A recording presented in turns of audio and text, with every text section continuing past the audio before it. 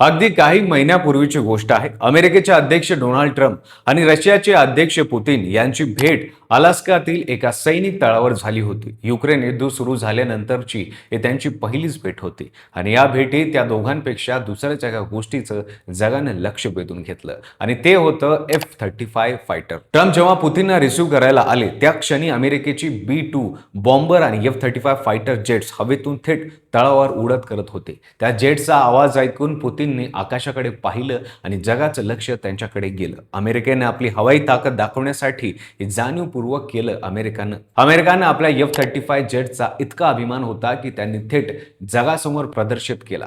पण आज फक्त काही महिन्यातच या अमेरिकेच्या आणि अभिमानाचा स्फोट झाला आहे. इराणचा दावा आहे की सध्या सुरू असलेल्या युद्धात त्याने अमेरिकेचं सगळ्यात शक्तिशाली, सगळ्यात आधुनिक F-35 फायटर जेट पाडलं आहे.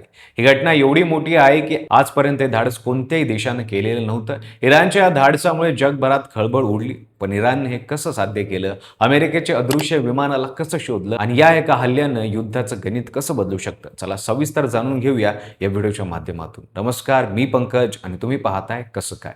या घटनेचे गांभीर्य समजून घ्यायचे असेल तर सगळ्यात आधी F-35 विमानाची ताकद समजून घेऊया.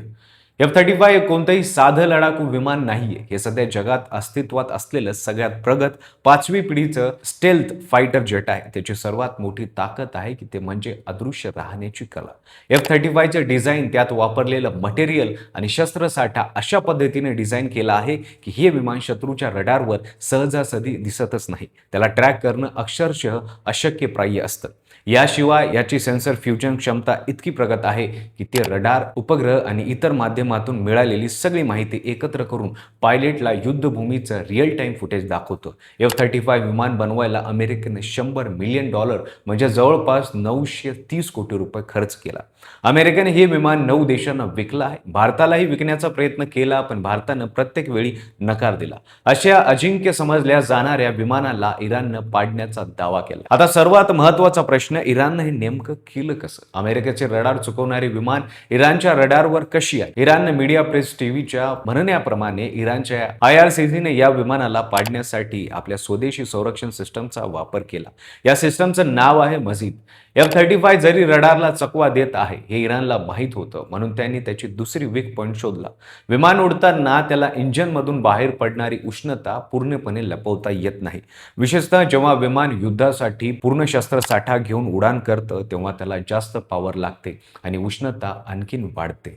मजीद हे संरक्षण सिस्टम रडारऐवजी इन्फ्रारेड तंत्रज्ञानावर काम करते, म्हणजे ते विमानातून निघणाऱ्या उष्णतेला शोधतो. या सिस्टमची रेंज 700 मीटर ते 6 किलोमीटर पर्यंत आहे. ही लहान रेंज असली तरी त्याची अचूकता खूप जास्त आहे. फक्त एकाच मिसाईलने हे विमान पाडल्याचा दावा इराणनं केला आहे. सर्वात महत्त्वाचा प्रश्न, मजीद हे सिस्टम मोबाईल प्लॅटफॉर्मवर बसवलेलं असतं, त्यामुळे युद्धाच्या वेळी तिला एका ठिकाणाहून दुसऱ्या ठिकाणी वेगानं हलवणं शक्य आहे. यामुळे शत्रूला ही सिस्टम नेमकी कुठे आहे हे शोधणं अवघड आहे.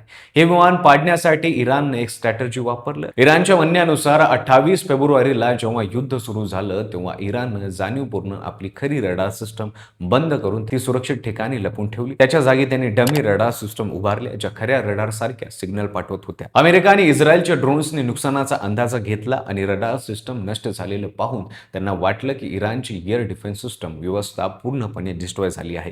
हीच अमेरिकेची सगळ्यात मोठी चूक ठरली. अमेरिकेने आपले F-35 सारखे अपडेटेड आणि इम्पॉर्टंट विमान इराणच्या हवाई क्षेत्रात खोलवर पाठवायला सुरुवात केली. युद्ध सुरू झाल्याच्या 10-15 दिवसात इराणनं आपली खरी रडार सिस्टम आणि मजीद सारखी इन्फ्रारेड डिफेन्स सिस्टम सक्रिय केली. ज्या दिशेने अमेरिकी विमाने येण्याची शक्यता होती तिथे त्यांनी सिस्टम तैनात केली आणि अमेरिकेला जी संरक्षण सिस्टम डिस्ट्रॉय झाल्याचा भास झाला होता त्यानेच अमेरिकेचे सर्वात मोठे अपडेटेड आणि महत्त्वाचे विमान खाली पाडले. ही सगळी माहिती इराणच्या दाव्यावर आधारित आहे, पण अमेरिकेने याबाबत माहिती देताना म्हटलं आहे की F-35 विमानाला मध्यपूर्वेत अमेरिकेनं एअरबेसवर इमर्जन्सी लँडिंग करावं लागलं. अमेरिकेच्या सेंट्रल कमांडचे प्रवक्ते कॅप्टन टीन हॉकिन्स यांनी सांगितलं की लढाकू विमान इराणच्या हवाई हद्दीत एका मोहिमेवर असताना त्यांना इमर्जन्सी लँडिंग करणं भाग पडलं. विमान सुखरूप उतरलं असून पायलट सुरक्षित आहे. म्हणजे अमेरिका अमेरिकेच्या सर्वात प्रगत लढाकू विमानाला धोका निर्माण झाला होता. हे अमेरिकेनं मान्य केलं आहे. या घटनेचे दुर्गामी परिणाम होऊ शकतात. F-35 हे फक्त एक विमान नव्हतं, ते अमेरिकेच्या हवाई वर्चस्वाचं प्रतीक होतं. हे विमान पाडलं जाऊ शकतं हे सिद्ध झाल्याचं अमेरिकेच्या रणनीतीवर मोठा परिणाम होणार आहे. या घटनेनंतर इराणनं हिंद महासागरातील दियागो गार्सिया या बेटावर हल्ला केल्याची माहिती आहे. हे बेट इराणपासून तब्बल 4000 किलोमीटर अंतरावर आहे. मात्र या हल्ल्याची जबाबदारी इराणनं नाकारली आहे. एकंदरीत सांगायचे तर इराण आपल्या संयमानं, रणनीतीनं आणि तंत्रज्ञानानं अमेरिकेला मोठा धक्का देत आहे.